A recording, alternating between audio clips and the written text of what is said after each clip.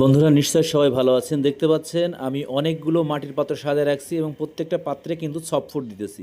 তো আজকে কিন্তু আমার সফট ফুডের মেনুতে রয়েছে শুধুমাত্র বরবটি আর পটল। তো বরবটি আর পটল দিতেছি কারণ এখন আমার কোকাটেল পাখিগুলো সব বিড়ে দিছি, দেখতেছেন ব্রিডিং বক্সগুলো লাগায় রাখছি এবং সাথে কিন্তু আমি এগ ফুড এবং ডিমের পরিমাণ এখন বাড়ায় দিতেছি। কারণ এখন আপনি যত ভালো মানের সফট ফুড পাখিকে খাওয়াবেন, যত ভালো ডিম খাওয়াবেন, তত পাখির ভিতরের যে বাচ্চাগুলো অনেক পুষ্ট থাকবে এবং ডিমের ফার্টিলিটি বেশি থাকবে এবং ডিমের পরিমাণও বেড়ে যাবে। তো অবশ্যই আমরা যারা পাখি পালি বা এটা নিয়ে কাজ করি, অবশ্যই যখন আমরা বিড়ে দেবো অবশ্যই পাখিকে ভালো মানের খাবার দিতে হবে, সফট ফুডটা বেশি বেশি দিতে হবে এই সময়। কারণ এই সময় পাখিকে প্রচুর পরিমাণ ক্যালসিয়াম, আয়রন, প্রোটিনের প্রয়োজন হয়। তা নাহলে কিন্তু ডিমগুলো অনেক সময় উইক হয়, অনেক সময় বাচ্চা উঠে যে মারা যায়, এটা শুধুমাত্র কিন্তু ভিটামিন মিনারেলের অভাবের কারণে। তো আপনারা যদি এই সময় পাখিকে বেশি বেশি সফট ফুড দেন বা ট্যাঙারি খাওয়ান, সেক্ষেত্রে কিন্তু পাখির ডিমের পার্সেন্টেজও বাড়বে এবং ডিমের ফার্টিলিটিও বাড়বে। ভালো থাকবেন সবাই।